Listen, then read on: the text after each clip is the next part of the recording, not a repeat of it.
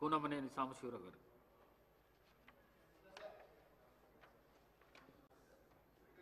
Thank you sir. మన రాష్ట్రంలో సింగరేణి ప్రధానమైనటువంటి సంస్థ. బహుశా రాష్ట్రంలో అత్యంత పెద్ద పబ్లిక్ ఎంటర్ప్రైజెస్ అది. సింగరేణిలో ఇవాళ కార్మిక వర్గంలో పూర్తిగా అసంతృప్తి చోటు చేసుకుని ఉన్నది వివిధ కారణాల వల్ల. వీటిని సరిదిద్దటానికి ప్రభుత్వం సంబంధిత మంత్రులు కానీ లేదా ఆ ప్రాంతంలో సింగరేణి కార్మికులతో సంబంధం ఉన్న నియోజకవర్గాల ప్రతినిధులు కానీ వాళ్ళందరితో కలిసి ఒక మీటింగ్ ముఖ్యమంత్రి గారే స్వయాన ఏర్పాటు చేస్తే ఆ సమస్యలకు పరిష్కారం లభిస్తుంది. లేకుంటే సింగరేణి కూడా కొద్ది రోజుల్లోనే కనుమరుగై మొత్తం ప్రైవేట్ పరమయ్యేటువంటి పరిస్థితులు కనబడుతున్నాయి అధ్యక్ష. దానికి సంబంధించి కొన్ని అంశాలు సమయం తీసుకోకుండా నేను పాయింట్ వైజ్గా చదివి త్వరగా ముగిస్తాను అధ్యక్ష. ఒకటి, అక్కడ మెడికల్ పద్ధతి ఒకటి ఉండేది, అంటే డిపెండెంట్ ఎంప్లాయ్మెంట్ కొరకు. అఫ్కోర్స్ అది అంతకుముందు ఉన్న ప్రభుత్వం చంద్రబాబు గారు తీశారు, వాస్తవమే. మళ్ళా కేసీఆర్ గారు ప్రవేశపెట్టారు.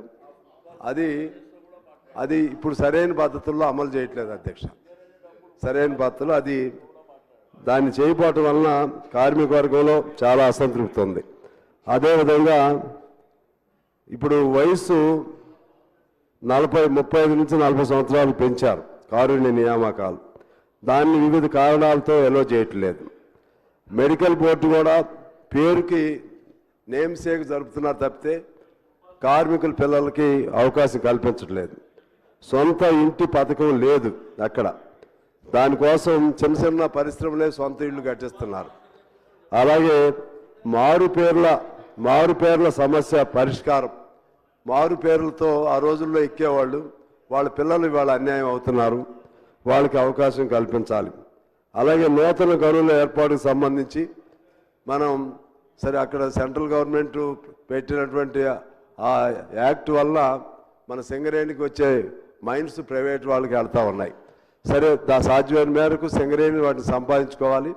సంపాదించుకున్న తర్వాత అక్కడ బొగ్గు అనేది ప్రైవేట్ వాళ్ళకి ఇవ్వకుండా సింగరేణి కార్మికులు చేయాలనే నిబంధన ఉంది. దాన్ని ఉల్లంఘిస్తున్నారు అధ్యక్ష. అది ఆ బొగ్గు వరకైనా సింగరేణి కార్మికులకు అవకాశం ఇవ్వాలి. అలాగే సింగరేణికి దాదాపు 43,000 కోట్ల బకాయిలు జన్కో సంస్థ ఉంది అధ్యక్ష. దాన్ని ఏదో ఒకటి పరిష్కారం చేయాల్సినటువంటి అవసరం ఉంది. అలాగే సింగరేణి కార్మికులకు సంబంధించి పెర్క్స్ అని ఉంటుంది అధ్యక్ష.